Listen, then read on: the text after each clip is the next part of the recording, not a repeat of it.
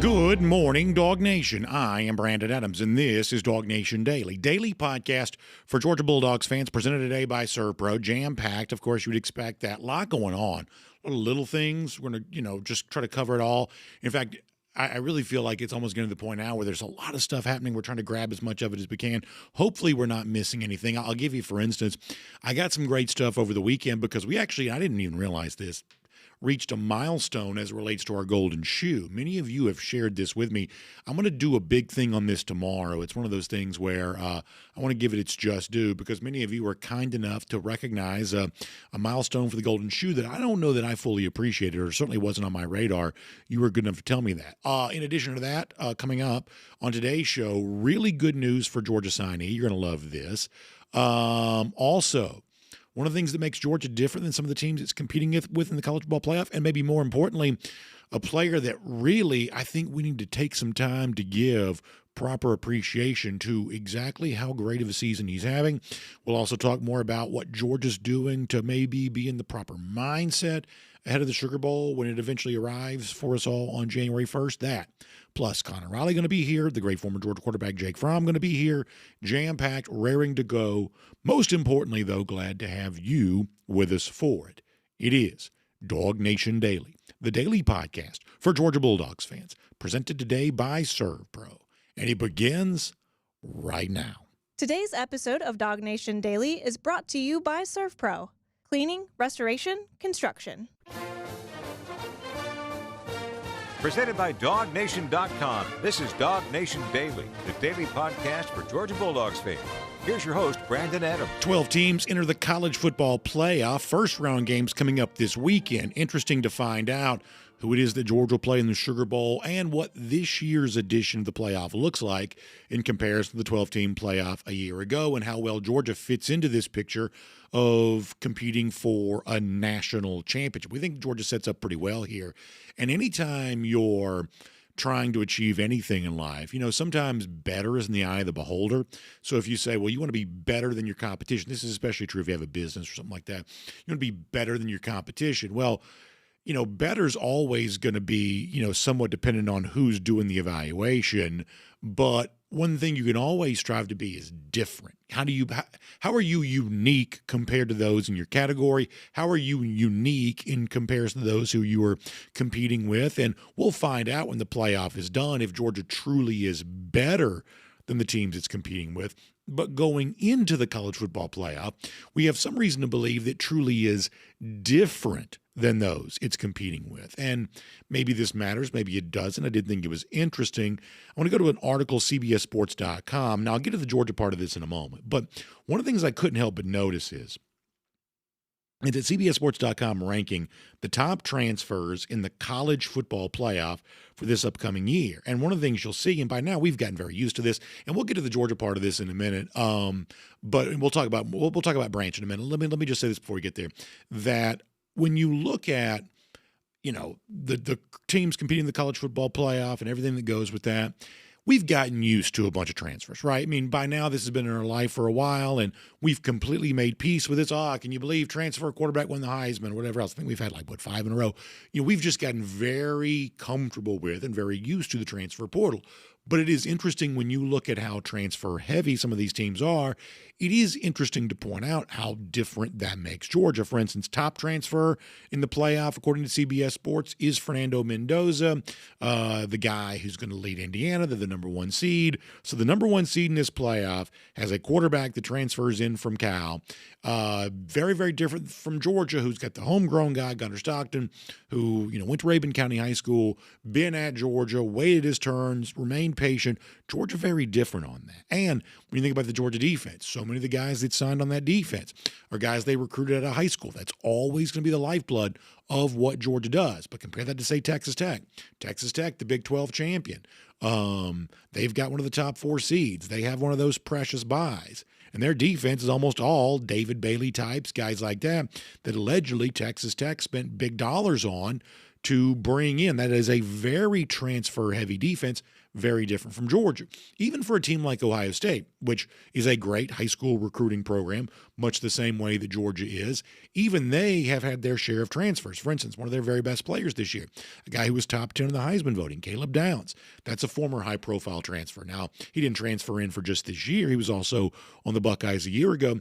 But even a team like Ohio State would say, hey, one of the centerpieces of our entire organization is a guy that transferred in from Alabama. And by comparison, Georgia is just a good bit different. Now, once again, we're not like, condemning these teams for taking transfers or anything like that, because at this point, how you build your roster is how you build your roster. I do think there's more sustainability to being a good high school recruiting program, and I would say that most coaches and GMs for programs probably think the same thing too, is that you better not be solely transfer dependent, because every single year your entire roster is going to turn over. But the fact that other teams have more transfers than Georgia is not necessarily a bad thing. It's just different. But the contrast is pretty stark, because when you finally get down to like number 19 on this list, that's when you find the first and only Georgia transfer among the top 25 transfers in the college football playoffs. So very rare to see any list around college football that Georgia's not going to be near the top on.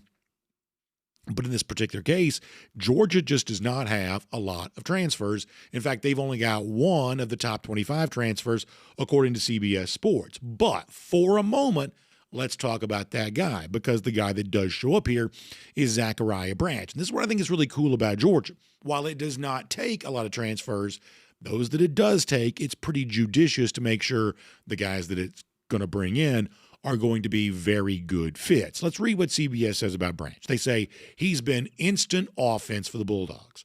And to a certain extent, doesn't it feel like that's true, that he has provided a spark that this offense desperately needed, but he's also been quite capable of providing. I mean, I think the returns on the field for Branch have been amazing. He says he's one of the fastest players in college football. And that speed, I think, that's really noticeable. You see this. And when you add that dynamic speed to the power that the Georgia offense already possesses, very good running game, and the physicality that Georgia's famous for, it has made Georgia very difficult to defend. They write that Georgia tends to throw it to him short with an average depth of target of just 3.3 yards, and Branch tends to make things happen from there. He averages 8 yards after the catch and has, listen to these numbers, 744 yards and 5 touchdowns total on the season. So in other words, this is a guy, and a year ago we said this a lot. Hey, what's easy for the Georgia offense? What can Georgia depend on that knows that it's going to be easy? This is what a Brock Bowers would have been in previous years, what a Ladd McConkey would have been in previous years, what maybe a George Pickens would have been when healthy in previous years. But in 2024, Georgia was a struggling offense, and I would say that part of the reason why it struggled is it didn't have the easy button that it knew it could go to. At times last year for Georgia in 2024, almost everything just looked a little bit hard. But with Zachariah Branch doing what CBS Sports describes him as doing, there are a lot of things for the Georgia offense this year that have looked very, very easy. So the point here is Georgia does not take a lot of transfers. Georgia's a lot more high school recruiting heavy than other rosters. But credit to Georgia that when it does take a small handful of transfers, oftentimes it ends up being a guy like Zachariah Branch who just feels like he's been at Georgia's entire life, even though he's only been here for just going on now one season. This is true for what he brings to Georgia on the field and the spark of what he provides to Georgia off the field too. So let's talk about both those things here for a moment. Starting with the on the field part. You just heard the folks at CBS Sports say, they throw it to him short and then he makes something happen, and they're very creative about how they do that. In fact, this is also something that Kirby Smart has talked about too, that when you look at all the different ways you can line him up and all the different things you can use with him or use him to do and make him an impact with this Georgia offense, I think it's allowed Mike Bobo and the other Georgia offensive coaches to really put their full creativity on display, because the most interesting aspects at times of this Georgia offense is how it's chosen to use Zachariah Branch, oftentimes to great effect. In fact, let's go back a few weeks ago, Kirby Smart talking about that very point of, if you want to see the most dynamic aspects of the Georgia offense, oftentimes it has been how Zachariah Branch has been used. Here's Kirby Smart. Our defense is changing how they play us.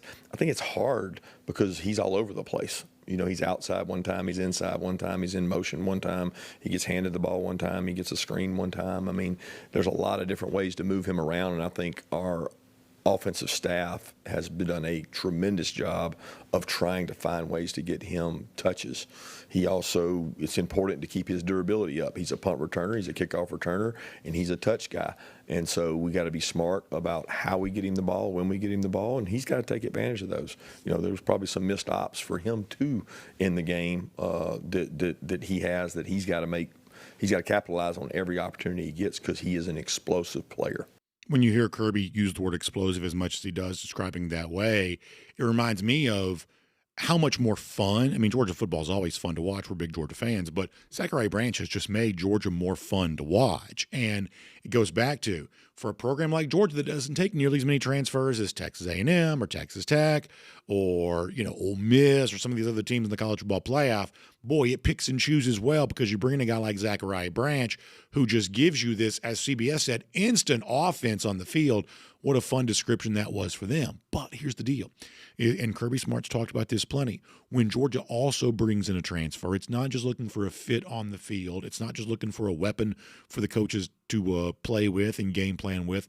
It's also looking for someone who's going to be a big cultural fit for the program too. And when Kirby Smart has talked about Zachariah Branch, honored by CBS as one of the top transfers in this year's playoff, that's also something that Kirby has said. For a guy that just got here who spent his college career up to this point somewhere else, boy, when it comes to what Georgia demands from you in practice and things of that nature, Branch seems to understand all of that very well. In fact, he seems to be embodying that for others to follow, and that's something that Kirby Smart has talked about. He's a weapon. The guy's elite quickness, toughness. He's another one too now, guys. When he goes to practice, he practices for real. I mean, he goes out there and works hard, and we show players, C.J. Allen and Zach Branch, and say, you want to play good? Practice really hard, and it pays off. Your conditioning level's high, and thought Zach did an awesome job for us. So keep in mind here now, for a long time when the transfer portal became such a prevalent part of the college football discussion, some of us were a little nervous. You can't have too many transfers because they're going to affect your team chemistry. And they're going to be mercenaries, and they're going to be here on a short-term, temporary basis. They're not going to be as bought in to the program as the guys that you recruited out of high school. We've expressed some concern about that throughout the years. And you've got a guy like Zachariah Branch that completely confounds that notion because Kirby says, here's this guy we plucked away from USC. He practices so hard, we're holding him up as the standard for other guys to follow. That's how good of a job apparently Georgia was at being judicious about the kind of transfer it wanted to bring in. And by the way, it's not just Kirby who talks about that intangible characteristic that someone like Branch brings to the table. I thought that Gunnar Stockton said something very interesting about Zachariah after the SEC championship. Keep in mind, Zachariah had the touchdown that fully put this game on ice, and yet when someone like Gunnar thinks about Zachariah, he thinks a lot more than about just that on-field impact. Here's Gunnar also talking about Zachariah Branch. Yeah, Zach, I mean, everybody knows he's a great player, but he's an even better teammate, and just the way he always gets his touches in, just always congratulating people. That's probably one of the best things he does besides being a great football player. So let me restate where we started, and then I want to make one more small point on this, and then we're going to shift gears. I think it's really interesting for Georgia that in the midst of so many teams building playoff-level programs using a lot of transfers, Georgia still hasn't felt the need to do that. It's still mostly a homegrown roster of high school talent. And yet, unlike, say, like a Dabo Swinney at Clemson, Georgia's also not afraid of the transfer portal. It uses the transfer portal as almost like, seasoning on the entree? The entree for Georgia, the main dish, is always going to be its high school recruiting. But can you add a little flavor? Can you add a little spice with the guy you bring in to make you a little bit better? Well, obviously, in the case of Zachariah Branch, that's clearly what they've done. Now, let me give you one more small point on this, then as I said before, we're going to shift gears. I gave you the numbers on Branch a moment ago. He is at 744 yards receiving. That's a fun thing to think about here, in the fact that Georgia still could have 3 games left this year. There is at least some chance, especially if over the course of, if Georgia can go on a run, if over the course of that 3-game run, if Zachariah can have like one big, gigantic game somewhere in the midst of that, more than 100 yards receiving, something along those lines, then he could be really making a threat here at the end of the season to join our guy Terrence Edwards as the only 1,000-yard receiver in the history of Georgia football, or as it stands, essentially the most prolific receiver, wide receiver only here for a single season, maybe in the Smart era. So keep in mind that while we love the intangible characteristics that Gunnar Stockton praises and Kirby Smart talks about, he practiced so hard, he cheers for his teammates, he's a great locker room fit. There is also a chance, if this season lasts as long for Georgia as we hope it does, that Zachariah could be among the most prolific receivers in the entire history of the program for a single season. So Georgia doesn't take many transfers, but when it takes one like Zachariah Branch, it knocks that decision out of the park. All right, let's shift gears to something else. Good news here when it comes to Georgia and its 2026 class. How about a fourth straight state championship for Kalen DeBoer, the Georgia signee, the 5-star signee for the Georgia Bulldogs, winning a state championship again last night, had another touchdown. The numbers that DeBoer have put up has put up in his career have been amazing, including again last night, and his Bowden Red Devils beat the other Red Devils, Lincoln County, in the state championship last night. It was great to see our Jeff Sintel catch up with Kalen DeBoer at the end of that game. This is Jeff with Caden on what it felt like to bring home another state championship. You've won 4 of these now. Is the 4th one the best? Like, how does this one stack up? The emotions of it all. Yeah, I say it's very special. Just playing my last high school game with my teammates and the people I grew up with. Just the people I love and my teammates and my coaches going out with a bang was just amazing. So it was amazing indeed, amazing for us to see it, amazing for it to happen. I want to give you some of the numbers that Jeff kind of gave us here. So when DeBoer scored his touchdown last night, that gave him, 29 for the season. How about 66 touchdowns for a career? To me, that's an eye-popping number. And obviously, Bowden plays, lower classification in Georgia compared to some of the other guys. I get all of that. But those numbers still speak for themselves, because I can promise you, there are 11 guys on defense trying to keep him out of the end zone. And the fact they've failed to do that 66 times during his career, look at me, that's just total double, if you're watching on video, complete double coverage right there. And DeBoer still hauls it in at Mercedes-Benz Stadium. Well, what a great thing to be able to see. I'm going to tell you right now, we saw this year, before injury, Ethan Barbour was a big part of what Georgia wanted to do. Then he got hurt. We think he's actually on his way back pretty well, but obviously, for the most part, taking him away from the field here in his freshman season. Elias Williams on the field a lot. I got to tell you, to my eyes, and I'm no scout, you shouldn't treat me like one, but to my eyes, DeBoer is as polished, if not more polished, than any of the, if you want to call them tight ends or whatever, that Georgia has brought in recent years. So much so that I saw our friends at ESPN have ranked DeBoer as the most likely immediate impact freshman for Georgia in its 2026 class. I'll read this to you really quick, especially in light of a 4th straight state championship yesterday. ESPN writing of DeBoer that he's one of the best pure pass-catching prospects in the 2026 class, and he's poised to be the next star in Georgia's line of elite tight ends. You love to hear that.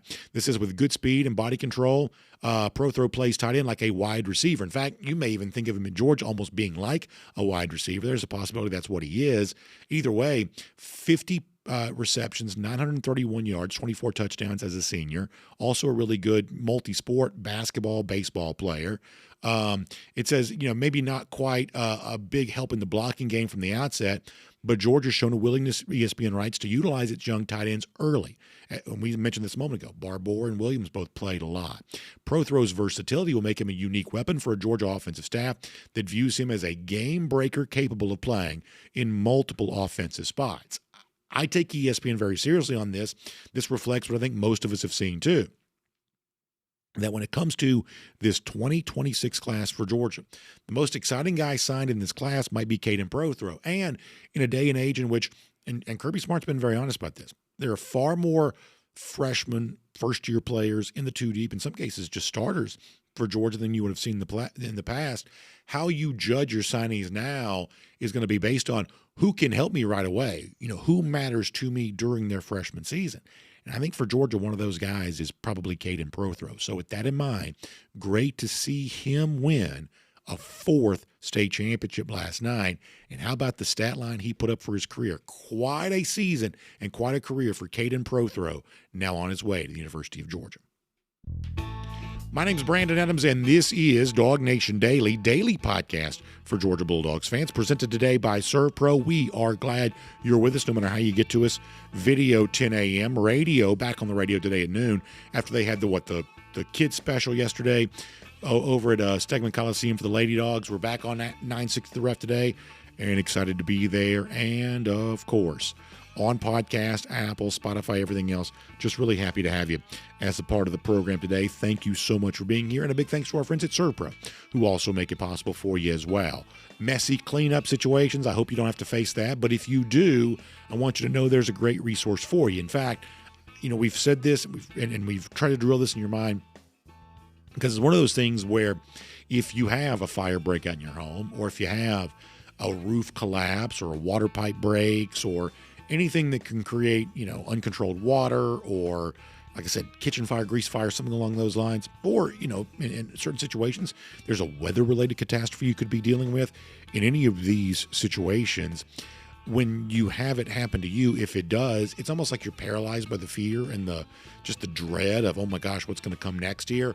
That's why I want you to think then about what I'm saying to you now, that ServPro is a great resource for this, because they are restoration specialists. What that means is your property, whether it's a skyrise, high-rise building, skyscraper type building, or if it's just your own home, they can get your property restored to its previous condition. That mess, that awful situation, they can get it fixed up and put back together for you like it never even happened. That is what ServPro is all about. So fire, water, weather-related stuff, whatever it is. The independently owned and operated ServPro franchise in your community is going to be able to step up and do great work for you. I've seen this myself. I've also talked many times to our friends at ServPro. I know how committed they are to taking good care of you. And frankly, in a very tough time, you couldn't ask for much more. So that's what ServPro is all about. So please check them out today. If you've got some big, nasty mess that needs to be cleaned up in some property you own or are supposed to be taken care of, ServPro can help you. So find them today, servpro.com, S-E-R-V, servpro.com for more on that today. All right, busy show for us. It's Jake Fromm later on. We're looking forward to that. It's Connor Riley here in a minute as well. But prior to that, though, let's get ready to go around the doghouse. Poured today by our friends at Mercier Orchard's Hard Cider. And, obviously right now we're in that lull in between the end of the SEC championship and the start of the college football playoff. At least this weekend, we'll see the first round games. We'll find out officially between Ole Miss and Tulane who it is that Georgia's playing. But I would say the big question, beyond just the who's healthy enough for Georgia part of this, which we'll obviously continue to examine, I think the other big question that exists for Georgia right now is, what are Georgia's preparations like, given that the calendar around a move towards the college football playoff is so different than the other situation, where it's almost like beginning a season fresh and new, where, okay, maybe a time in most years or a couple of times in the last 2 years, you have a bye week, so you may have 2 weeks to get ready for a game, but it's rare that you have as many weeks as Georgia has to get ready for this, and the rest is incredibly valuable, but you don't want to move towards the phrase you sometimes hear, the dreaded rust. You don't want to be rusty, you want to be rested but not rusty. So how is Georgia going to manage all of that? We've talked about that a couple of times recently, and I wanted to revisit that topic here again today. And I will tell you that for me, it's always been more important. You've heard me say this before. It's not so much when Georgia plays or even who it's going to play. For me, it's really been about how it has played. The fact that Georgia, given a very tough regular season schedule, found a way to go 11-1. Then on top of that, won an SEC championship. Grinding out these tough, hard-fought wins against elite SEC competition. I'll take that mindset into the playoff and let the chips fall where they may, as much as almost anything. I don't think there really is truly a exact right path, or this is the perfect amount of rest, or this is how you prevent your team from getting rusty. I really think it's, can you call upon an elite high level of play? Can you get that gear when you really need it? And if you want to go back to just prior to the SEC championship, in a roundabout way, this is also something that Kirby Smart talked about, which is, when it comes to being ready for a college football playoff, as far as Kirby's been concerned, every game that Georgia's played, including the SEC championship, has that college football playoff feel. Does that help Georgia moving into what's going to come next? Well, judge for yourself based on what Kirby Smart said just a few days ago. Well, every game's a playoff game because for us, every game to this point would have probably taken, us out of the SEC championship game or out of the playoffs. So, I mean, your back's against the wall every week in this conference. It's not new to either team. So it's the next one, and you can't make it bigger than it is. It's a big moment. It's a chance for an SEC championship. And around our place, they put numbers up, in the banners in the hallways for when you win SEC championships. And that's significant to me. These kids, these players, they want an opportunity to win this conference. They mostly grew up around this conference, and they know how hard it is to achieve an SEC championship. So we want to be at our best, and we got a elite opponent to go against to do it. That was obviously spoken just before the SEC championship, but I'll tell you right now, I'll take that mindset and take that out for spinning the college ball playoff and see what happens. Because to me, the SEC championship game is a very zero-sum type of deal where if you win, you get a pretty nice prize for that. The bye, some rest, a chance to move into the quarterfinal. And if you lose, Alabama still made the playoff, but they're going on the road in the first round of the playoffs to a team that's already beaten them this year.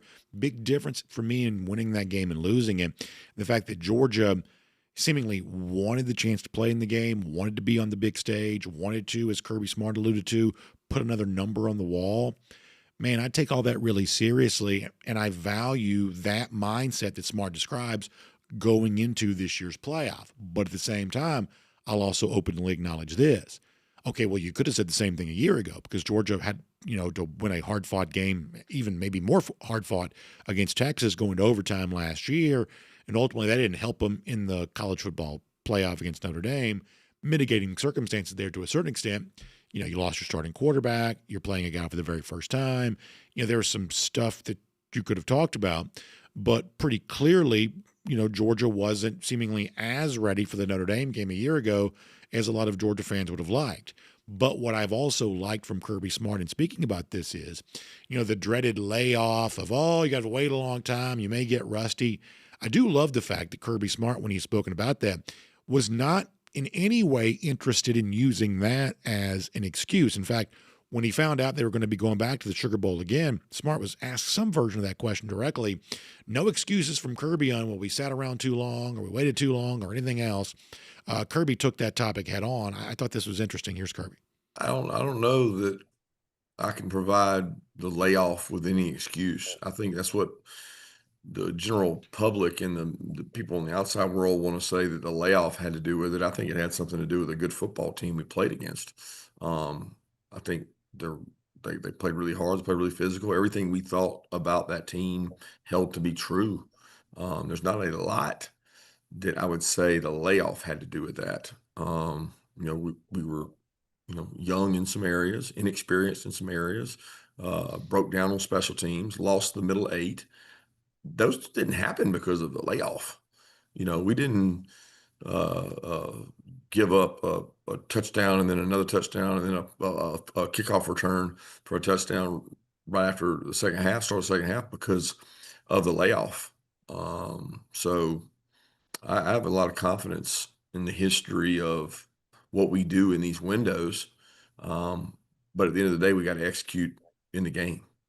I take what Kirby's saying there very seriously. If you're a Georgia fan, I don't think you need to be afraid of the layoff. Now, you may not win the Sugar Bowl, but I don't think the layoff was the reason that Georgia lost a year ago, nor do I think it's be the reason why if it were to lose, why it might lose this year. I mean, I think some of that comes down to, as Kirby gently suggests right there were certain things in 2024 that made Georgia a flawed team. And when you add a very first time ever starting quarterback against Notre Dame a year ago, that probably only compounded those things. That, to my eyes, this team moving into 2025 is far better on paper than the one in 2024 playing in the same spot in the quarterfinal of the college football playoff. Far better, I would say, and we'll see if they're actually able to play that way. One more from Kirby here on one of the things you have seen a lot from Georgia is in this rough and tumble SEC where everything plays like, feels like a playoff. Georgia has also had to go down to the wire in a lot of these games too, fighting down to the final minute just to be able to win. Does that make Georgia more ready for what might come in the college football playoff, including the Sugar Bowl? Smart also talked about that too. Well, we've certainly, Jeremy, been in tight ball games this year. I think there's been years that I've gone to the 14 2-game playoff and didn't have a lot of tight games, and you worried about how your team would respond and how those experiences would affect your team in the heat of a moment. That's not the case anymore.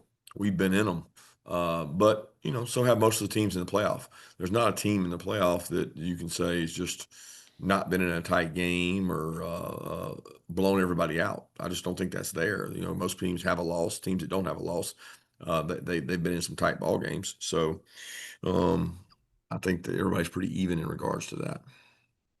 I will say I do like the fact that Georgia has won some hard-fought, tight games this year. I think that's valuable. But the fact that as the season progressed, there were less of those, that may be more valuable than anything. The fact that it won against Alabama with some margin. Texas, ranked opponent, won that game with some margin. That Georgia at the beginning of the season, when it was trying to figure itself out, they're going to overtime with Tennessee. They're fighting down to the last minute with, Ole Miss, Auburn, whoever else. But as the season progressed, those close wins that Georgia had been collecting, suddenly they weren't quite so close anymore. But Georgia was continuing to win. So maybe that is more important than the rest or more important than whatever else. Just the fact that as the season progressed, Georgia seemed to find something about itself and seemed to find a gear that it did not have at the beginning of the season. And if Georgia does advance deep in this college football playoff, that may be the number one reason, more so than anything else, about how it handles the rest or avoids the rust or whatever else. It's about how it plays, more so than when it plays or even who it plays. Can this Georgia team maintain the edge that it finished with in the SEC championship? If it can, then it could be set up pretty well for this college football playoff run. That's Around the Doghouse. It's poured today by our friends at Mercier Orchards Hard Cider. As I look at the wrong camera, as if this was the first time I've ever done the show. We love our friends at Mercier Orchards Hard Cider.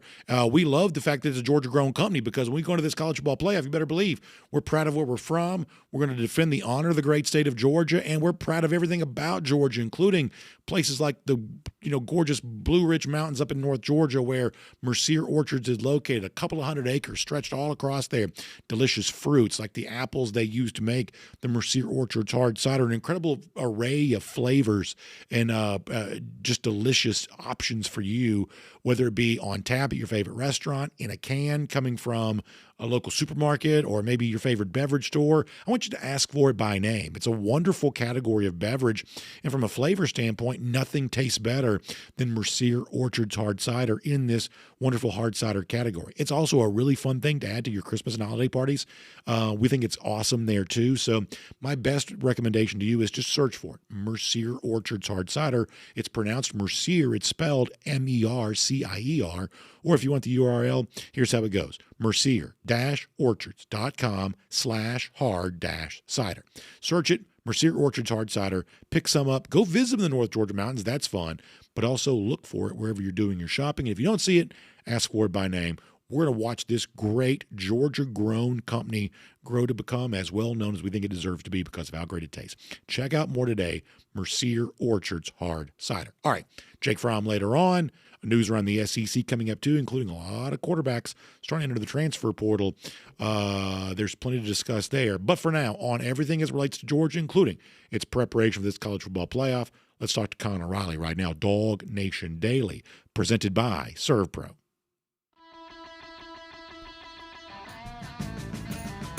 From Athens and across the SEC or wherever the recruiting trail may lead, here's a DawgNation.com insider. Let's say hello to Connor Riley, obviously getting ready for that college football playoff. And Connor, I think it's interesting to hear what we've heard from Kirby since they've known they're going back to the college football playoff. And this is like the most debated thing in sports. We've seen it hurt the Braves, or at least there's been suggestion that it might have hurt the Braves going to the Major League Baseball playoffs. We do this in the NFL with teams that wrap up their division of how do you get rest without getting rusty. My personal assumption is that a lot of that's probably overstated. And I'm glad to hear Kirby Smart say, we don't blame the layoff for when we lost Notre Dame a year ago, because in my eyes, I don't think the layoff was the reason they lost that game either. I truly don't. I think that 2024 team was much more flawed than this 2025 team it appears to be on paper. What do you make of, though, getting ready for a game like this on a calendar and timeline that really is far different than almost anything you face other than the first game of the season. What do you make of how Georgia is going to try to make sure it does it right, blending the rest the players need with the preparation to make sure they keep that same tough mental edge they had a couple of Saturdays ago? Yeah, one thing I think is important to keep in mind when we were discussing last year and the layoff and the way that everything was impacted by that. And, the popular national media talking point was, oh, all 4 teams that got layoffs last year, they lost in their first game. All 4 of those teams that lost were also point spread underdogs when those games started. And obviously, underdogs win all the time in college football. But I think that's something that isn't to be overlooked. And because of the way they've changed the seeding this year, I do think that you're going to see those teams that are near the top, your Indianas, your Ohio States, your Georgias, and then Texas Tech, as more likely to advance there. I don't buy into this whole, the layoff hurt the thing. You know what really hurt Georgia's team last year?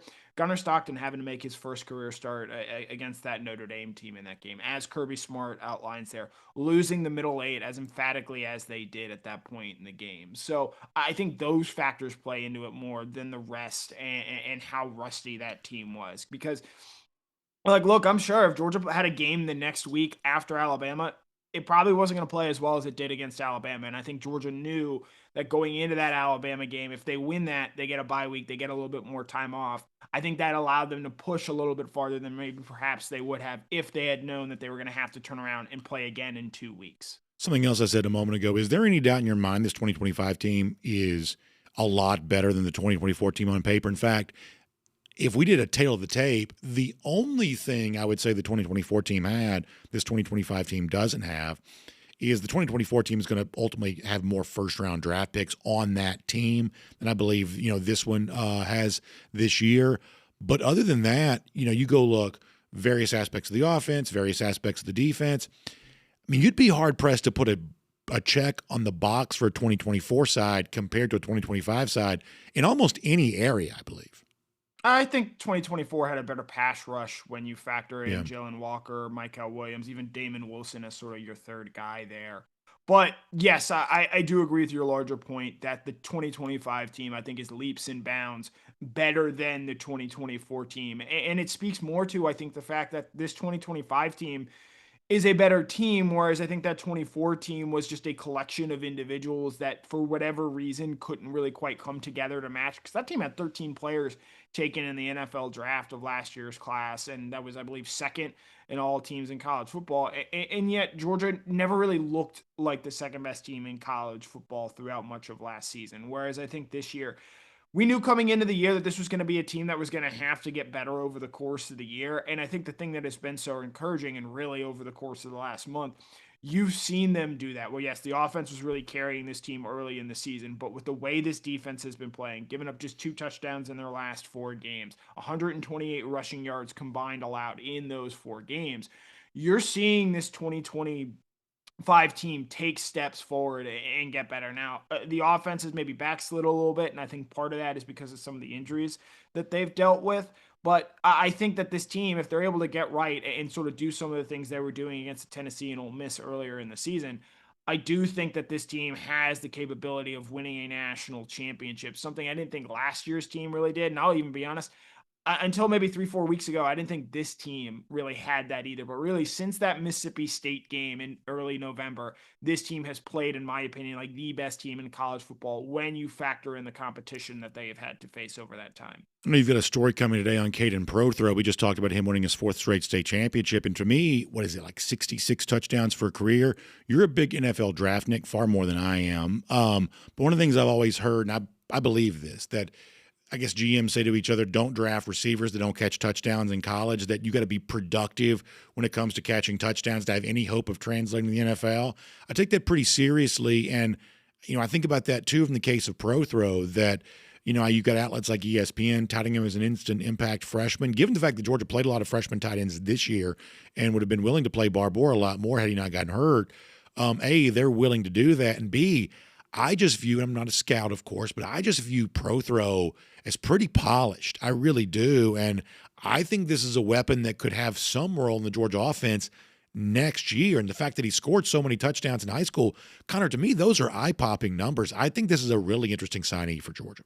Yeah, obviously you have to consider the competition that he is playing with. But I do think that with Prothro in particular, what makes him so interesting to me is that he's a guy who, he's 6'6.5" right now, 210 pounds. If he's going to play tight end at the next level, he's probably going to have to get up to around 250 pounds. You would roughly expect to have sort of the size there to be an inline blocker. And that's something I think the Georgia strength and conditioning class can do with him. But if you want to play him at wide receiver, I think that there's enough there to where you could possibly do that for Georgia. And when you consider the fact that Noah Thomas is gone after this year, Colby Young is gone after this year, we'll see. I would expect Georgia to be aggressive in the transfer portal wide receiver market, but I don't think they're going to take multiple guys. I think they're just going to take one this year as opposed to taking multiple in each of the past 3 years. I think Caden Prothro is someone who, because of his size, because of his ball skills, is someone that can come in right away and help out and make plays as a freshman there at Georgia. And again, he's not going to do what Colby Young was doing early in the season or what Zachariah Branch is right now. But I do think with his skill set and his ability to track the football in the air, I do think that he could emerge as an early season weapon for Georgia, especially as a more outside receiver than perhaps necessarily a tight end. But I think that works for Prothro because the skill sets in that room between Lawson Lucky, Barbour, Elias Williams, even Jaden Riddell are all different enough for those guys to each find a role for themselves. There are new details. This is unfortunately the less fun part of the discussion. There's new details emerging about the Dontrell Glover, Bo Walker situation stemming from their shoplifting arrest. I know it's early days, and I guess we won't hear from Kirby again until Monday. I think that's right. What is your expectation for the status for, and probably more importantly for Glover, because he is a starter, for Glover and Walker for the Sugar Bowl? Are you willing to wager a guess on that at the moment? Knowing the Georgia program the way they do, obviously Kirby's going to elect to keep any punishment behind closed doors. I'd be very surprised if Glover is not starting this game. I would expect him to play in this game. And this is more my opinion than rather factual based. We have seen far more significant crimes not get, punished or result in loss of playing time than what Glover is alleged to have done here with this most recent arrest. He's going to have to run a lot. It was a crime, especially after reading the arrest report, that just sort of leaves you scratching your head on all parties involved. But as we sit here right now with the facts being what they are, I'd be pretty surprised if this results in a loss of playing time for Dontrell Glover come the Sugar Bowl. And look, my feeling on this is, I think you kind of alluded to this. It's like, okay, this story first pops up. People think one thing, then some information comes out, then people think something different, and then more information comes out, and then maybe the public opinion kind of shifts again the other direction. I feel like you've got a little bit of a needle of movement on the public opinion based on information that comes out. I do think it's possible, and maybe this comes across as self-serving to say, this feels like an area in which maybe more personal responsibility could have been taken on the part of the players, and yet I'm not quite so sure you're supposed to miss a football game for that, and facing some legal consequences, some team punishment. I sounds like that's probably pretty appropriate based on what I feel like I know right now. But not everything is necessarily supposed to be a suspension, I don't think. So as someone who, based on the most recent details, there are aspects of that I don't love. But at the same time, I think there's more ways to punish than just suspension. And I think that Georgia's well within its rights to pursue some of those other avenues, I believe. Yeah, in this instance, it's not my job to be the judge, jury, or executioner in this regard. It is simply, okay, arrest happened on Friday. We got the arrest report Monday morning. Try and get that up, get the public information out there, and at least make it known that, okay, this is the official version of the events, not things that are necessarily being heard on message boards or being pushed by sources, but this is what the official police report says. And if you want to draw your own judgments and conclusions from there, you're more than free to do so. But ultimately, look, this is not a driving issue. And I think the thing that maybe exacerbates so much of this in the discussion around it is because of the arrests that we have seen Georgia have in recent seasons. But I think having gone through those experiences, we have a better idea, I think, of how Kirby Smart is ultimately going to elect to handle this and what these next steps look like. Let me squeeze in a very quick one before I say goodbye to you, because we haven't talked about this maybe as much as we should. 2026 schedule, to me, it looks pretty tough. I mean, look, this is just what the SEC is now. It's a 9-game slate. Because of the calendar change, you're back to only having the one bye week again, which is the normal cadence for college football. But I got 2 5-game blocks where – I don't know, man. That seems pretty hard. So this is just what it is now. I don't think it's unfair, but I don't think it's easy by any means. No, and this is something where hearing Kirby Smart speak so passionately against the 9-game schedule in following the SEC championship game, I maybe wish that he had been more forthright and publicly willing to do this on the front end, do it at SEC spring meetings in Destin back in May when this was being discussed. Do this in August when it was announced that the SEC was moving to a 9-game schedule. I think seeing it now this week and seeing it play out, you do wish that maybe he had been a little bit, more forthright. For me, I don't break it up into the 5-game. I actually think with what Georgia has, after that Florida game on, it is actually about as manageable as you would maybe perhaps like it to be, just given, again, you're playing a 9-game schedule. But the 4-game stretch of Oklahoma, Vanderbilt, at Alabama, Auburn, I think how Georgia does in that game is really going to set the tenor and the tone for the season, because I think there's a world where they win all 4 of those games. I think it helps that 3 of those 4 come at home, but those are also going to be tough games where Oklahoma, Vanderbilt, and Alabama are all top 15 teams. And for the second year in a row, Auburn gets a bye week the week before they play Georgia, whereas Georgia, we know, is going to be coming off an emotional road game at Alabama. So again, I think that stretch from Oklahoma to Auburn, where you have that bye week fall after, I think that's really going to determine what kind of season Georgia ends up having. Because if they're able to get through that and they're able to get to the bye week with just 1 loss, you feel pretty good about what Georgia's going to be able to do with the rest of the way, just given how difficult that schedule is on paper. Kind of great stuff. Love reading it. DawgNation.com. Thanks for being here on DawgNation Daily, presented by ServPro today. We'll look forward to catching up with you again very soon. Yep, as always, it's a pleasure. Great stuff there from Connor Riley. Always fun to have him. And by the way, speaking of fun, Tuesday's a great day for guests for us, because it's also a chance here to do a Kroger Fresh Take and catch up with the former Georgia quarterback, Jake Fromm, who's standing by right now as well. We'll slide right in there on that. Always happy to have Jake with us on the program today. And I guess, Jake, if you don't mind, I'll pick up right where we just were. So the SEC next year is moving to a 9-game conference schedule. And listen, we're not through with 2025 yet. There's obviously a lot of hay to still put in the barn with this. But I saw that schedule come out last week, and compared to what the other teams in the league are doing, you can't say it's unfair, but it is an example of moving to this 9-game conference schedule. I mean, my gosh, it's going to be a grind. Kirby was very forceful about that after his SEC championship win 2 Saturdays ago. I don't know. It is a interesting new landscape for the SEC. What's it going to be like with the teams now having to play the extra conference game, and you're not even sure that the College Ball Playoff Selection Committee is going to give you any credit for it, because they've been very hesitant seemingly in the past to do that. It is a really interesting new frontier for the SEC, is it not? Yeah, absolutely. It's going to be straight carnage. You're going to have teams beating up on each other. There's going to be another 7 losses, like Kirby mentioned there, in the post-game presser at the SEC championship game. And then plus, if you're fortunate enough to play in the SEC championship game, one of those teams has to lose as well. So it's going to be a different outlook on how we view the SEC, but just because I think there's just more talent top to bottom in this conference compared to all the other conferences out there. And I think it's an any given Saturday scenario where any team could beat any team. But I think Connor was dead on about the stretch from Oklahoma to Auburn, and looking in the 2026 season about what kind of season it could be depending on how Georgia plays that stretch of 4 games. So it's going to be interesting to watch, but there's plenty of football left in this football season. That's right. And, Georgia has 3 games to get it done and to win a national championship this year. So, what happens as far as college football as a whole next year? Do they bump everything up and have a better playoff scenario where we don't get into all this transfer portal scenario and a better timing of events? I have no.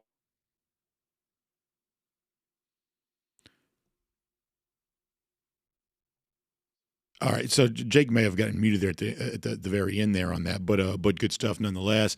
And Jake, I may have asked you this last week, and if I did, I apologize, but I do think it's worth revisiting, because one of the things we've talked about is today on the show the transition that Georgia makes We may have a little How bit. about now? Oh yeah, I hear you. You sound great now. That's awesome. Thank you so There much. we go. Yeah, Sorry about that, BA. no worries at all. Thank you very much. I appreciate that. What I was going to ask you though is interesting transition for Georgia, where in the season you're playing this like week to week cadence, and now you get past the SEC championship game, and now you don't play again until January 1st, which is pretty similar to what you guys dealt with, even though, it's a 12-team playoff now. It's just a 14 playoff back then. You guys also had a very similar layoff where you played, first Saturday in December, then played again on January 1st. How do you feel like your team back then handled that, just breaking the schedule and making sure you were still ready to go for that game against Oklahoma, but also making sure after a long grind of an SEC schedule back then, you also got some rest too? What was it like preparing for that, and how do you feel like your team managed that schedule back then, Georgia facing a similar situation here right now? Yeah, it's definitely kind of get your rest, take a time and a second to get away from the game of football, for about a week, and then really get back into the grind. This time of the year is really about, it's a training camp number 2, especially when you're going and you're playing for something and getting into the playoffs. Man, there is a lot of focus. There's a sense of urgency there. I also think about the 2018 and the 2019 season, both in the Sugar Bowl and both one step removed from the college football playoff.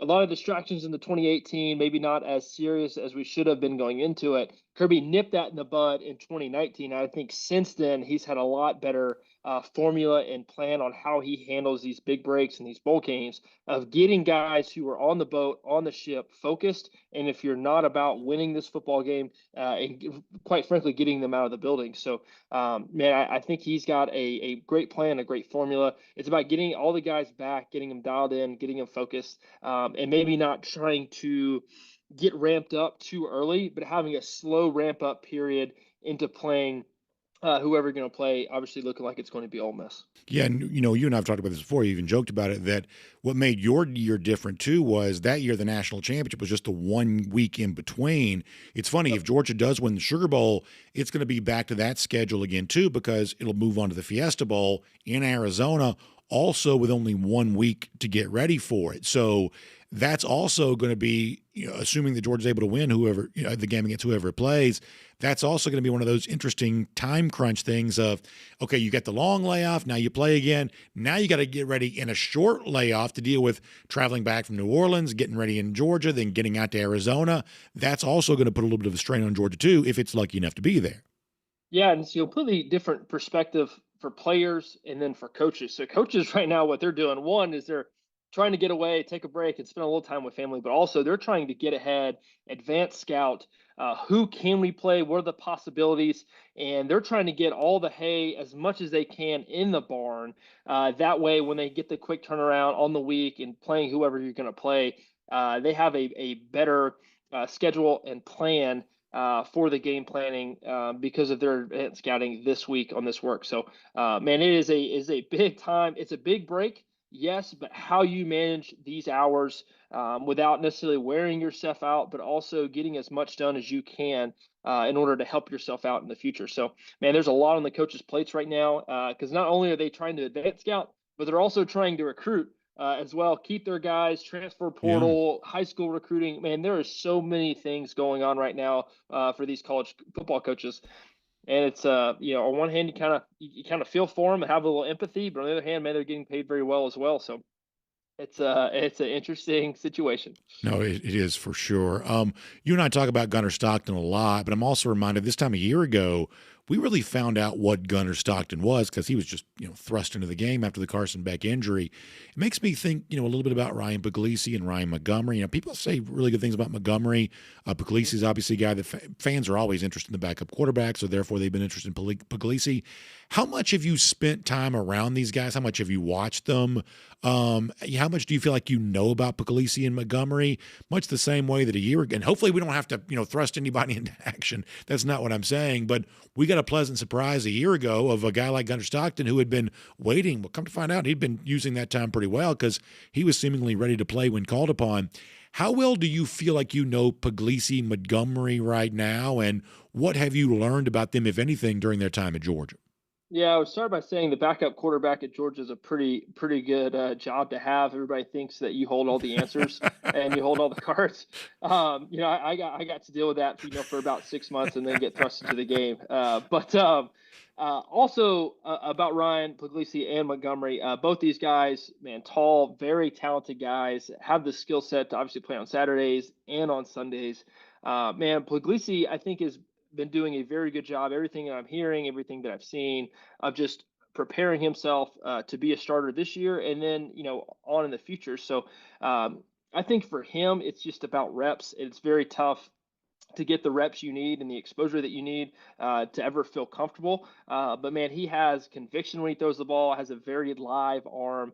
And I think for him, man, just not feeling like he has to throw the ball 100 miles an hour every time. But it's just about, man, touch throws, feeling confident when that ball leaves your hand. And you never really can fully evaluate decision making from a guy until you throw him really into a game. So I think for him, and it's just about game experience. Quite frankly, he's just not going to get that. Hopefully, right? We want Gunnar to stay healthy because I think he can take this team wherever it wants to go. But yeah, it's just about reps and getting exposure. But I do think he's ready and he's preparing, and everything that I've heard about this young man is great things. I want to ask you one more thing before we let you go. Let me remind folks prior to that, it's our Kroger Fresh Take with Jake Fromm, and of course.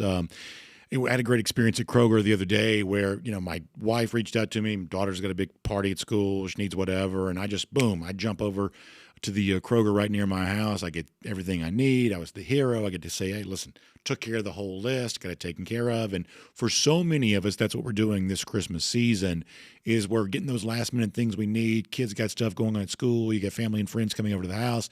Everybody wants an enjoyable Christmas, and Kroger helps make that happen for my family and families just like yours all over the place. So big thanks to Kroger and all that. And if you want to find out more, check them out online. It's Kroger.com/holiday. That is Kroger.com/holiday to find out how Kroger can make your Christmas season everything you want it to be. All right, Jake, before we let you go, I started the show today by talking a bit about Zachariah Branch, and I just think that it's almost hard to quantify how valuable Branch has turned out to be for Georgia. He's clearly a huge locker room addition. It seems like the players truly love him. He's, very supportive, and, Kirby, certainly hails him for how hard and how well he practices. And yet, statistically speaking, this is going to be a guy that ends up being a chance to be the most prolific wide receiver single season in the Kirby Smart era, which is certainly saying something. He has an outside chance at even getting 1,000 yards. What do you make of just coming in 1 year and what I find that Zachariah Branch has turned out to be for Georgia? Yeah, a very pleasant surprise. Obviously, everyone knew he was a very talented young man and football player. But I think he has definitely just outdone whatever everyone thought he was going to do, his expectations. He's been a locker room guy, just like you mentioned, man. The guys really, look to him for leadership and also for that spark that you see on Saturdays, man. This is a guy you get the ball in his hands and can really take off and be a dynamic football player for this offense. Kirby's had success in the past with these transfer wide receivers. I think about Javon Wims. I think about Lawrence Cager. But, man, you have to make the argument, just like you mentioned, that he has had the greatest impact on a football team and on an offense out of all these guys. So, man, I think he deserves all the flowers that he gets. And, man, he's going to be a fun player to watch on Saturdays and on Sundays. And just like Stafford mentioned earlier in the year when he was throwing with him, he made the comment, man, this guy could play for us in the Rams right now. So, man, he's a talented football player, and it's going to be fun to watch what he can do for the Dogs throughout these playoffs. Jay, great stuff. Appreciate your time. Hope you and your family are having a very Merry Christmas season. I know you got some little ones that are just finding out what all this is about. So I think that's awesome stuff, and hope y'all continue to enjoy that. And, of course, we'll continue to get ready for this college football playoff coming up for Georgia, too. So thanks for your time, and we'll look forward to talking to you soon. Yeah, thank you, Brandon. It's going to be fun. Merry Christmas. Merry Christmas indeed. Let's take a look around the rest of the league. This is SEC Through. Good stuff there from Jake Fromm. And speaking of Merry Christmases, how about making yours a very Merry Christmas? Maybe it's time to give yourself a gift. And if you're thinking about that, before we get to our SEC Through, I'll give you a great way to give yourself an incredible treat. It's almost like you can turn your home into your own personal resort with our friends from Georgia Spa Company. I'll tell you, my not quite next door neighbors, but they're adjacent to me, and their house is just a little bit elevated above mine. Sometimes in the morning I'll come out and getting ready to go to work, and they're out there enjoying. They have a wonderful spa on the outside of their house. They're enjoying their hot tub, and boy, I get jealous of that. I'd love to be able to have something like that in my home. And North Georgia, or I should say Georgia Spa Company, has got so many great options for you. It's almost like you're on vacation in your own home with all the great quality makers they're working with, such as hot spring spas, caldera spas, endless pools, Tylo saunas.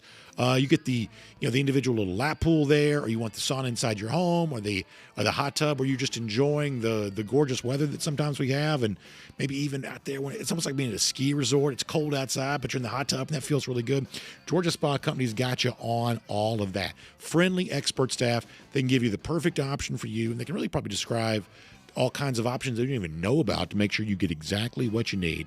A spa guru dedicated for you and your space to make sure it's perfect. They're going to deliver it, install it, and they're going to service it. They do all that themselves. So you're working with a great company there. That's why they've served well more than 35,000 customers and gotten like 4,500 five-star reviews. So they've taken really good care of people for a very long time, and the reviews tell the story. 7 locations across North Georgia, so check them out today.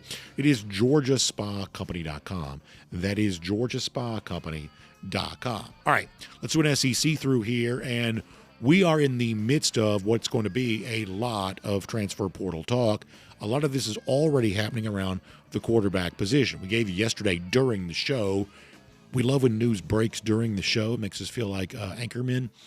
But either way, DJ Lagway, he's on his way in. Early chatter, by the way, between Lagway and LSU. That could certainly be interesting. And, certainly we knew, even though Lagway had his struggles at Florida, certainly this past year, Lagway was going to have no shortage of options about where he might go next. And getting a chance to be, tutored by Lane Kiffin at LSU, that would certainly be interesting. It also perhaps quiets down any attempted rumor that a guy like Bryce Underwood, big dollars to go to Michigan, originally thought to be going to LSU.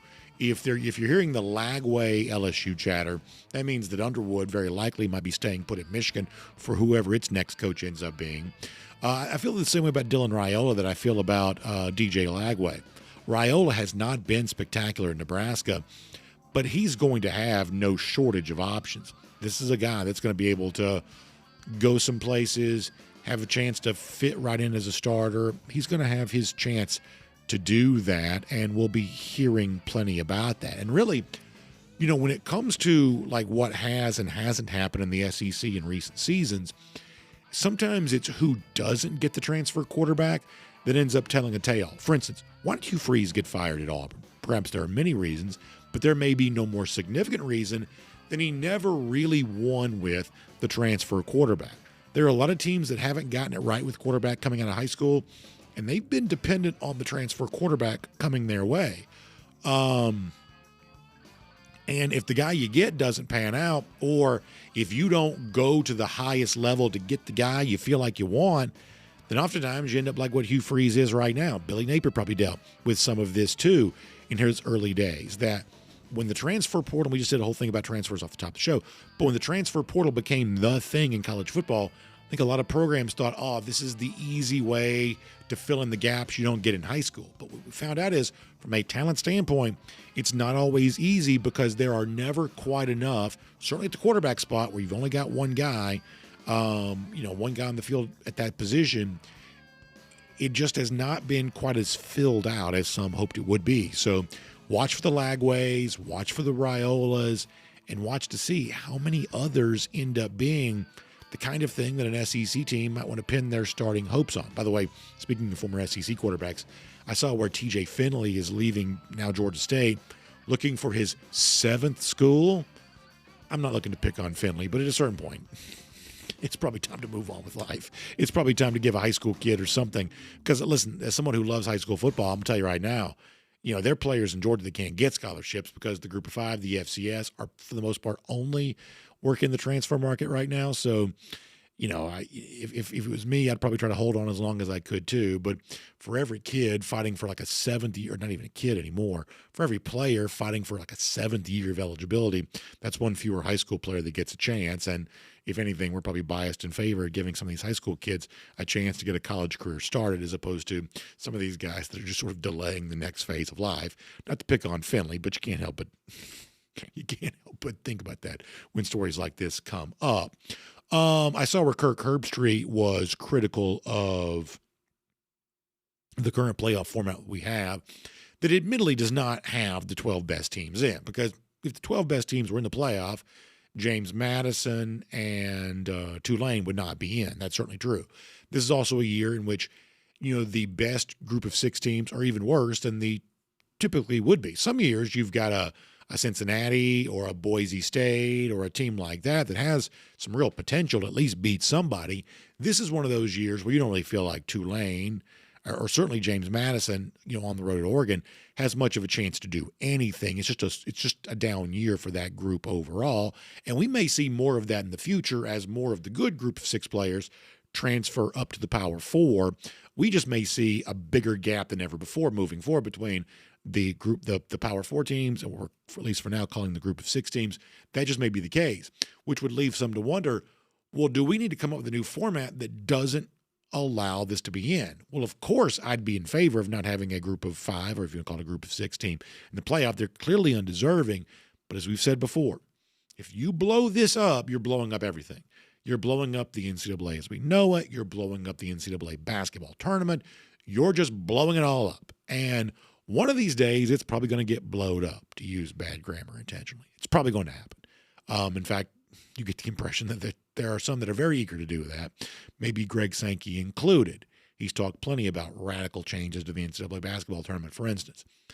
But boy, it's one of those things you got to be careful with. You got to be careful that if you really do blow up the entire system and say, this isn't the NCAA as we know it anymore. And I'm not arguing for Tulane to be in. I'm not arguing for James Madison to be in. I wish the playoff did not include, what it essentially amounts to corporate welfare. I would love nothing more than to have truly the 12 best teams in the playoff. It would make sense. That's what you would do. But there is a reason why that's not the way things are done. And it's not because anybody in charge wants to give the little guy a chance. In fact, the average fan doesn't care about this either. In my life, moving around and speaking to college football fans, just on my own personal journey, I've never had a random rank-and-file college football fan mention a group of 5 team of, what do you think about so-and-so's chances of, do they deserve a shot? That's solely a media creation. The media has its own reasons for being very interested in like the group of 5 and whatnot. And so almost all of that is solely a media creation. Fans don't talk about it, and the administrators don't care either. But it exists for a reason, and some of this is just sort of holding the coalition together. Now, maybe that's a bygone idea. Maybe it doesn't need to happen anymore.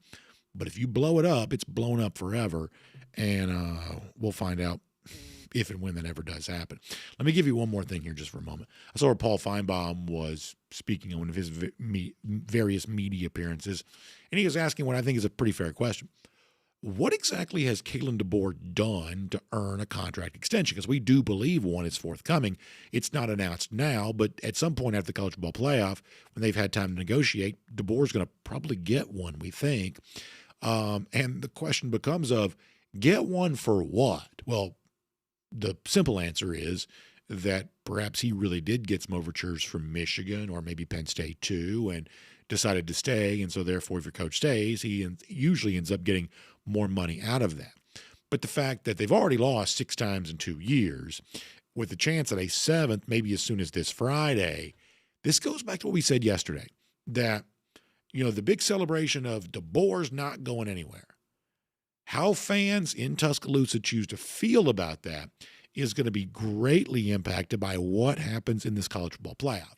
I don't think Bama needs to win it to keep Bama fans happy, but they better win something, you'd like to think, because no Alabama fan wants to say, okay, Oklahoma is just better than us. 3 losses to the same team in 2 seasons' time. In the case of an Oklahoma team that at one point in time was looking to fire Brent Venables, And by the way, this Venables defense, for the most part, kind of figured out Alabama, although turnovers were certainly a big part of what happened just a few weeks ago. So this is what, you talk about get your popcorn ready. This is one of those things you might want to get your popcorn ready for, of what happens if Alabama loses and how quickly might some of these Alabama fans who are, at least for now, our guy's not going anywhere.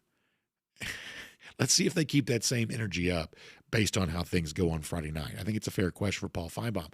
If DeBoer does get the extension, what exactly is that compensation for based on what's been happening on the field? Worth considering. We'll see where it goes from there. Make that your SEC through. And as we wrap up here today, let me just say this, and I mentioned this to our video audience before our show began. Over the course of this weekend, we actually crossed over a very significant milestone in the history of the Golden Shoe. And to be honest with you, I was caught pretty well unaware of this. So tomorrow, I've been saving this. We're going to do a big thing because I got a lot of people who made mention this, and it made me feel very good. So we're going to do that tomorrow in this space, a milestone for the Golden Shoe. I'm going to thank all the people who noticed that because, honestly, it is a piece of DawgNation Daily history and, frankly, college football history overall. So we'll get to that tomorrow. Today, I wanted to save the Golden Shoe for a specific reason because there is a Georgia athletic feat that is worth being recognized here. How about a Golden Shoe going out to the Georgia basketball team? In the AP Top 25 this week, after beating Cincinnati pretty bad on Saturday and really been on a nice run as of late, they are ranked 25th this week in the entire country, according to the Associated Press. Congratulations to them. We'll give them a Golden Shoe for what really has been a very fun start of the season. And statistically speaking, they're not hitting a ton of threes, to be frank. But boy, statistically, they got a lot of guys who are doing some pretty big things right now. This has been a pretty fun team to watch. And we're looking forward to, once the hay's in the barn for Georgia football, a run maybe into March for Georgia basketball. That could be a lot of fun here as well. Lousy, stinking Gators. Basketball is about the only thing they can hold their hat on. And by the way, Georgia beat them in that too. So you can't even really enjoy that if you're Florida, really, you hate to say. But it's been 1,865 days since Florida's beaten Georgia. That is what we call a Gator hater updater because we love making fun of those lousy, stinking Gators. Y'all have a great day. Back tomorrow. DawgNation Daily presented by ServPro. Hope you'll come back and see us then. And on video. Time now for the R.S. Andrews Cooldown. R.S. Andrews, when you turn to for your air conditioning, heating, plumbing, electric needs. They show up on time. They do the work that's promised, the price is promised. You can trust them on all of that. All right, I'm going to go YouTube here first. Let's see what people are doing. Breadman Rich mentioning Marcus Freeman in the New York Giants job. I saw where he was like the betting favorite to get the job. I'll also tell you that betting favorites to like be the next coach at wherever, those are always very, very flawed. I've never seen the betting odds be predictive of any coach actually getting a job. It lives completely disconnected from that world. But I have heard a lot about that. Frank Patterson says, do you think the cold weather will have any effect on the Bama and Miami games this weekend? Yeah, I certainly think it could. I do. This is, not really, typically speaking, cold weather places, although it does get way colder in Oklahoma in the winter than people probably realize. But yeah, you're playing outside. It's the one thing about our sport compared to the NFL where typically speaking, our seasons in terms of the regular season where you're playing locations all across the country, we're typically done, prior to the modern age, to the current contemporary age, we're typically done around Thanksgiving. So even up north, it hasn't gotten really cold yet. You can have some, spurts of cold weather, but not like it gets. NFL playoffs, late January in these extreme northern cities, that's a bitter, bitter cold. We just don't get that very much in college football. But when you are playing into December, you bring more of that in. Probably still not as cold as it gets up north, but you do bring more of it in. And so it is a different experience. It is a different experience for these players. I do. Now, they'll probably handle it okay. It seems like we almost always end up overrating that, but not sometimes. Sometimes I do think teams have been hurt by cold weather. But it'll definitely make for a different feeling football game than you normally get.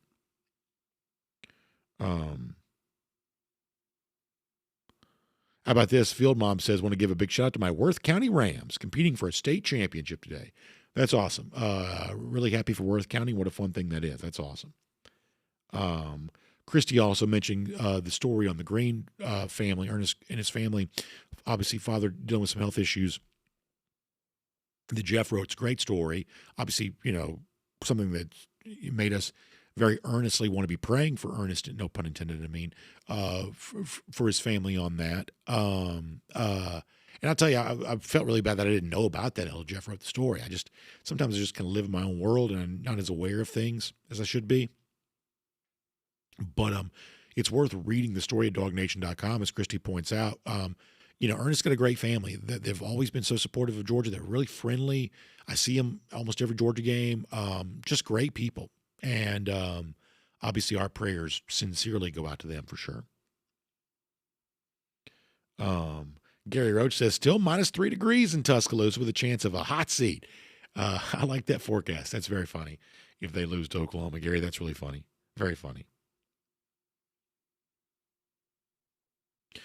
Chris says that Raiola made the same decision as Jared Curtis, and he may find out why it wasn't the best decision, just like Dylan Raiola seems to be finding out now. Yeah, I mean, sometimes, look, grass is not always greener, of course. That's right. Aaron Dixon laughing about corporate welfare. Yeah, I mean, there is some of that where it's like, we're supposed to just prop up the group of five out of the goodness of our heart. I don't know if that's quite the way it's supposed to work necessarily.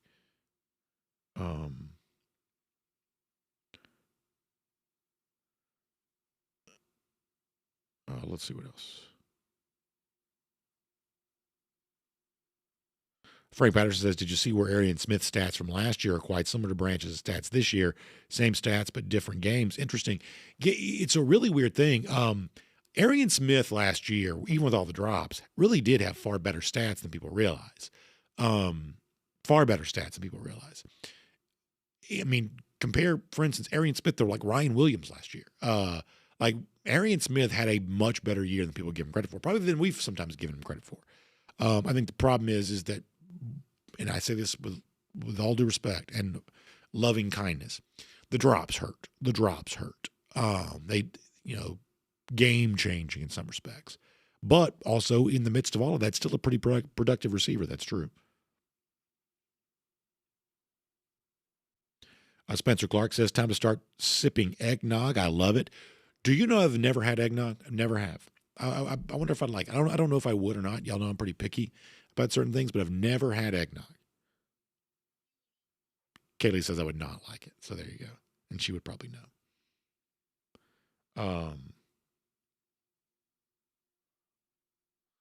Jay Shibe's looking to Carson Beck in the college football playoff. Yeah, that's about to be interesting. That Miami-Texas A&M game, we talked a lot about the Alabama-Oklahoma game, but Miami-Texas A&M is a massive game too. Man, it's a massive game.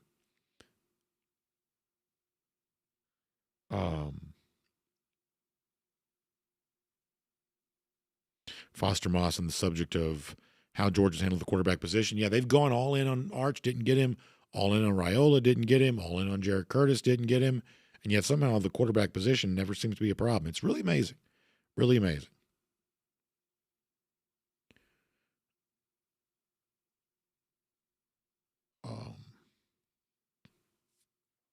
Let's get some DawgNation.com. Scott Harris says, Ryan Williams drives me crazy in the field. No one can get a clean hit on him. Yeah, I mean, he's obviously a dynamic athlete. I think it's also one of those things, too, where and Williams is very good. But, I think, the other guy probably is their best receiver right now, the one that came from Michigan State. I think he's probably actually their best receiver. Williams is very good, don't get me wrong. But it seems like, the Babe Ruth performance against Georgia last September, Williams had a hard time living up to that expectation for the most part. Randy Hall says, when are we going to introduce the golden thermometer to keep track of -3? I will tell you that the minus, earlier in the year we tried the golden spittoon, which people seem to like, but it was also controversial because we don't do gross. The -3 thing has done pretty well in comparison to our early attempts at Bernard, thank you. Jeremy Bernard for Alabama. Yeah, but people like the -3. That's been fun. Yeah, DT says that Ryan Williams can drive, as he calls him, Caitlin crazy because he may go for 104 catches and then not show up. And sometimes you have a little bit of that with wide receivers, right? Because it's sometimes a home run position, in a home run every game. That's true. But maybe a little more consistency. And listen, still a very good player. And, you better believe I'm looking at him every time he's lined up against Georgia. I want to know where he is. But, just from a football evaluation standpoint, probably not quite living up to the fame right now. Jeremy Smith says he's looking forward to the Diamond Dogs, applied for season tickets. He says, but if I don't get picked, I'll be watching or listening to Jeff Dancer. Yeah, Jeff does a great job with our guy Dave Johnson on those games for sure. Johnny Prescott also does not like eggnog.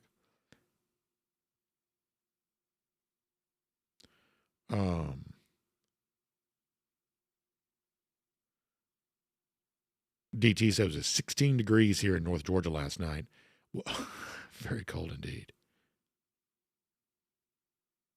UJ Marine also says his family in Cincinnati, 11 degrees, -1 wind chill. So, yeah, the really hard cold is already there for sure.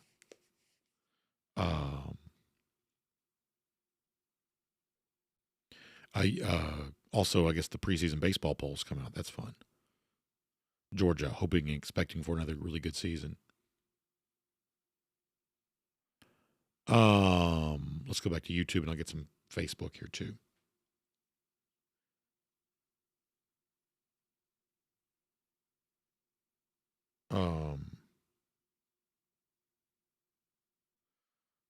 Let's see what else. Jake Shipe says that Miami's not beating Texas A&M and Ohio State for the privilege to play Georgia.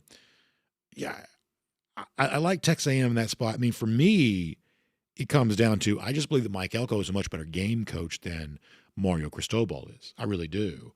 I think the Miami defense is really pretty good, but in a game in which decisions are going to matter, I think that Elko just has a history of making better decisions than Cristobal probably does.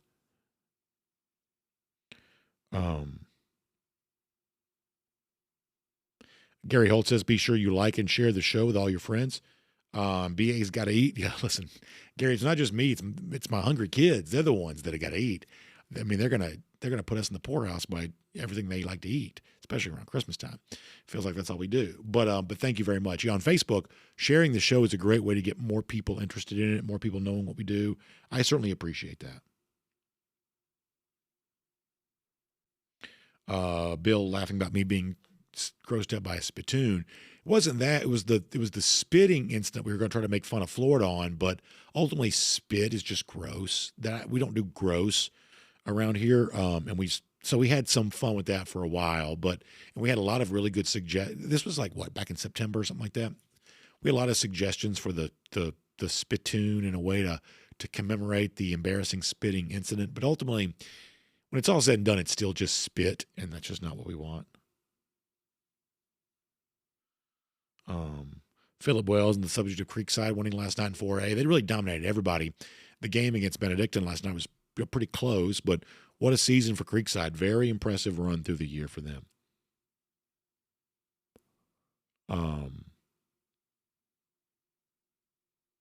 Don Wynn says, let's hope that Bama and the Buckeyes go home early. I'd have no problem with that. My official pick is A&M will beat Ohio State. We'll see if that turns out to be right. Jason Tompkins says, I need that hoodie. This is another one of these from like the American Eagle brand that they don't make it anymore, I don't think. But man, I tell you right now, people always compliment me on this stuff. And I don't love to wear white on air because it makes my winter pale white face look washed out. But honestly, it's comfortable, if you must know. But thank you, Jason. I really appreciate that. Jim Blair says, high school football tonight and tomorrow after a great start yesterday. Creekside set the record for point scoring in Georgia. Yeah. So I know previous to this year, no team other than Langston Hughes in 2022 had ever scored at least 35 points in every game. But obviously, maybe total points-wise, Creekside scored more than that.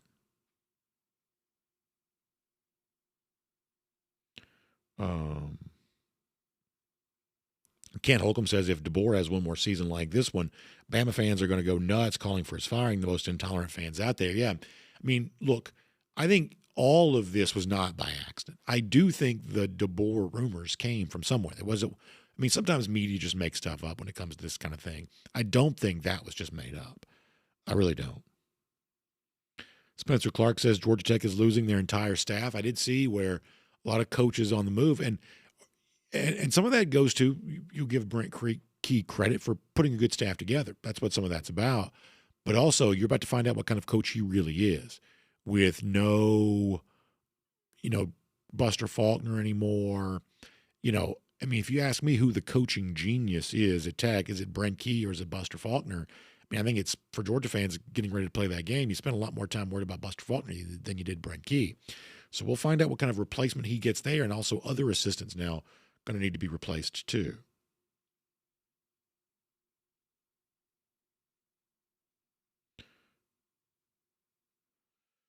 Let us see what else. David Valentine checking in today. Good to see you here. George Hernan says the Georgia defense needs to bring bad intentions to the playoff. I hope you're right about that, George.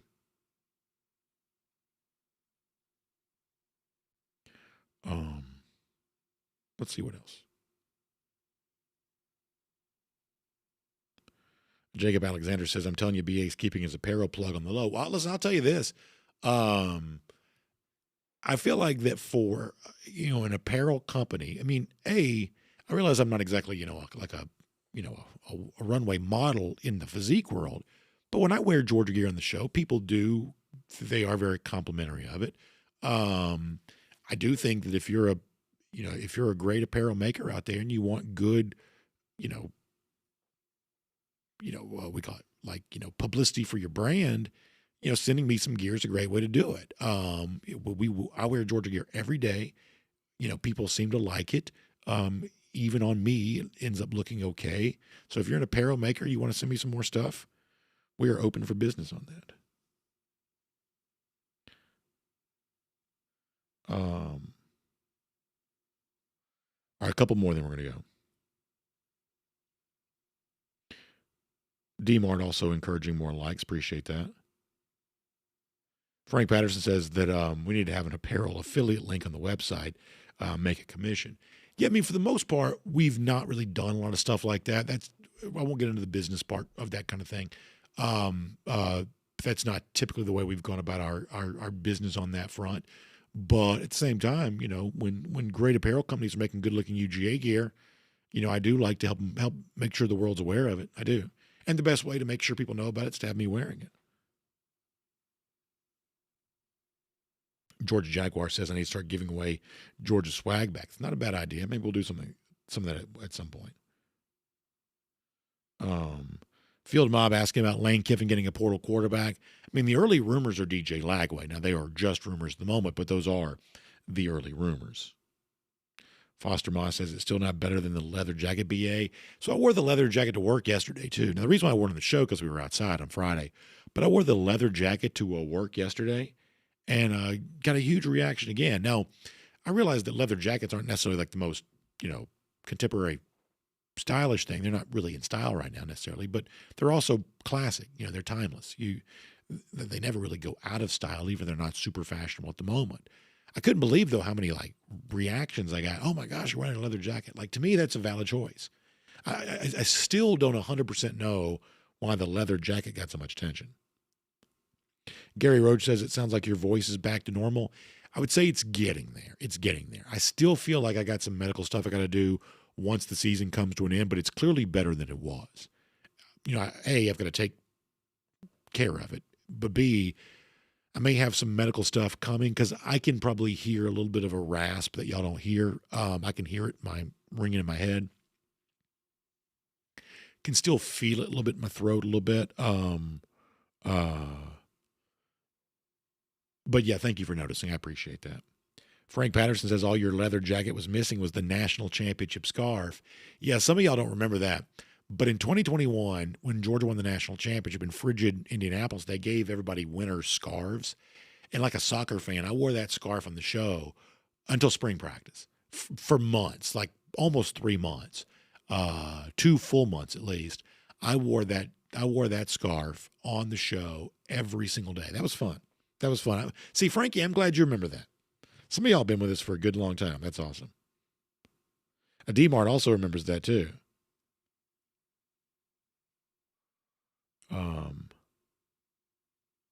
Lance D says A&M is cringy. Their fan behavior is really weird. And oftentimes I wonder, like, what would I do if I was born in like Bryan, Texas, or somewhere, near College Station, where like that was my team? All of that weird, like, yell leader stuff is just really, really strange. Like, I'm glad that Georgia doesn't do weird stuff like that, because it is weird, I must admit. UJ Marine shouting out the Great Christmas Vacation, one of the great movies. DT also looking forward to Carrollton, Zakai Helton, and Ryan Mosley playing for state championship tonight against another Georgia signee over there on the Buford side of things, Tyree Green. Johnny Prescott also likes the DawgNation Daily t-shirts. I have heard tell that we may eventually do more of the apparel. I never know if we're going to. For instance, I wear some DawgNation Daily gear, but I basically had that custom made. But I've heard tell we may do more of that at some point in time. I don't know. I'm the last one to know. DT, thanks for the kind words about me doing play-by-play. DT, you'll never know how much I love and just feel flattered to hear that, because I love doing play-by-play. It's really fun for me. Have a great time. We had a great high school season. It's also fun to sit back and watch, games on TV now, something I don't get to do during the regular year very much. But being a part of the games, being a part of high school football is awesome. And by the way, speaking of, our games, my partner during the season, Rusty Manziel, maybe some of y'all saw, his youngest daughter had a little bit under the weather this week, a little bit of a health issue. Sounds like things are getting better. Kaylee's with us here today. She filled me in on some of the details. I had a chance to talk to Rusty just briefly this morning. So if some of y'all are aware, keep praying for Rusty's youngest daughter. Had a little bit of a health thing. Seems like she's on her way back, but obviously prayers still welcome. And just happy to hear that. It's one of those things where I mentioned this earlier when it comes to Ernest's family, that, it's like I get up this morning, I was scrolling through stuff and I saw a message from Rusty. And I was like, oh my gosh, what? Did not have any idea about that. And so I guess it came out yesterday. And so, by the time I'm connecting, it sounds like things are getting better, but obviously a health scare around Christmas is never anything you want. So already prayers being answered. It sounds like she's up doing well, but certainly a little bit of a health scare yesterday. So happy to hear good news on that. But please keep Rusty and his family in your prayers. I'm sure he'll be providing plenty of updates on that. The good news is on the way back, but obviously a little bit of a scary situation yesterday. Wanted to make y'all aware of that for those of you who may have known. But to go back to the original point, though, DT, yeah, we love doing those high school games, man. I love the chance to do play-by-play. The live events are really fun. And I feel the same way about when we do the commitment ceremonies.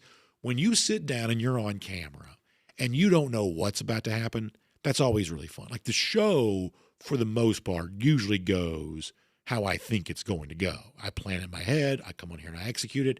I love doing that too. But there's an adrenaline of, in a football game, what's about to happen. And whatever it is, I've just got to describe it. And a recruit, it's like, is he going to choose Georgia? Is he not? Sometimes you think they are and they don't.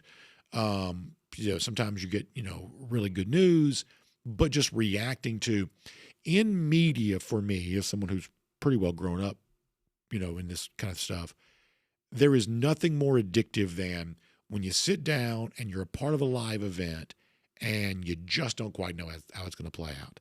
There's something really fun about that. But DT, you are very kind to say what you say. You have no idea how just energized I am to hear that. Thank you very much. I also love the fact they're just doing like Christmas movie quotes at DawgNation.com. That's really funny. Oh, that's right. DT's also mentioned, I mentioned Tyree Green, but obviously also you got the offensive lineman, Houston too. Very good point there as well. Very good point. I appreciate that. Thank you. All right, last trip around the comment section, then we're going to go. Frank Patterson says, how many of the – oh, there you go. Now, here we're throwing it back to 2 studios ago with me wearing the national championship scarf. We wore that scarf on the show every single day for 2 months during the wintertime. And a lot of people were like, it looks like a Georgia Tech scarf. What I said then, I'm going to say to y'all now as well. Here's what you got to get used to. If you're going to be in the national championship business, and Georgia is, you've got to get used to gold being a Georgia color now. Gold is a Georgia color because the trophy is gold. So you better get used to seeing red, black, and gold mixed together because that national championship trophy in the CFP color scheme is gold. So seeing that red and black blended with the gold and black of the college football playoff, you got to get very used to seeing that. And frankly, Georgia Tech, couldn't get close to it if it tried. So therefore, really no relevance there on that. So when we wore the scarf, everybody's like, why are you wearing Tech colors? I'm wearing, gold and black because gold and black is a national champion's color. So seeing the red and black and the gold and black together, y'all better get used to that because we may be seeing that again here this year as well. And by the way, can we toggle back one more time? This is the stuff I can't stand. Can we go back and look at this again? Look at my hair now. Can we go back and see me in 2021? I mean, the lighting is different. Our lighting now is better than that lighting. So I'm probably a little grayer than maybe that picture makes me look. But how much grayer am I now? Eventually, we're going to play the clip of Kirby Smart talking about, his basically 10th anniversary of being named the Georgia coach. And he talks about how much grayer his hair is. My gosh, do I feel that in my soul. That's January of 2022, maybe February of 2022. And now we're in what is this, December of 2025? Few years, man, makes a difference. Few years makes a difference. A little more gray hair now. You can bring it back to live action, and you can see. A little more gray hair. Now, listen. I feel like I still look okay. My wife has not thrown me out yet, so things must be going somewhat okay. But that's a lot more gray hair. It's also... the studio is so much brighter. Back then I thought we had a bright studio. Now we have it. And I like a bright studio. I thought we had a bright studio back then, but look how I don't know. That almost looks like VHS cassette tape type stuff compared to the studio we're in now. That's amazing how different it is. Amazing how different it is. Spencer Clark says, you haven't lost any hair though. That's the glory. See, here's the thing. Luckily I'm pretty tall. And luckily, I got more action going on in the front. But back in the back, if you ever catch me from the wrong camera angle, do I even have enough self-esteem to let y'all see some of this? Perhaps not. But if you catch me from the wrong camera angle, there's a lot more going on here than there is right here. Thankfully, I've got enough going on here that you can't quite see. It looks like Lake Lanier on the back of my head here. But for the most part, I'm tall enough that people can't really say that. And, what we're never going to have is, you ever watch like the fancy cable news where they have like the boom camera that's coming from around this way and shooting? We're not ever doing something like that because if you bring this thing around this way and shoot me from right here, like I said, it's going to look like Lake Lanier on the back of my head. But overall, much sharper studio look, better brick, just everything's better. I do look a little older, though. Not going to lie about that. I do look a little older. Jonathan Aaron says, if we go back to the championship game, are you going to do a call-in show like we did before the 2021 game? We probably will because that was a really fun day. I remember that very well. And first of all, I love the fact that so many of y'all remember things we've done. I think it was the very first call-in show we ever did. Now we do call-in shows on a fairly regular basis, and we may do more of that around DawgNation Daily. But, yeah, that was really fun. People came on that day and talked very openly about what a championship would mean for them. And then after that, we got in the car and drove to Indianapolis. You talk about a great weekend. My gosh, how much fun was that? We had our hearts on our sleeves, man. We had our hearts on our sleeves for that one, and it worked out awesome. I am so grateful for some awesome memories. Foster Moss giving me a hard time about some of the stuff I've previously said about Texas A&M. All right, we're going to get ready to go. Foster Moss called in that day. He's right about that.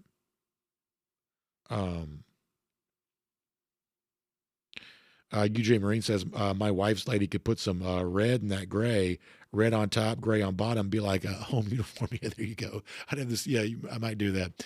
When I was in my 30s, before I had any gray hair, somebody told me, as a person who's on like TV and stuff like that I should probably go ahead and start coloring my hair then. That way, when I needed it, nobody would know the difference. And of course, when you're 30s, early 30s,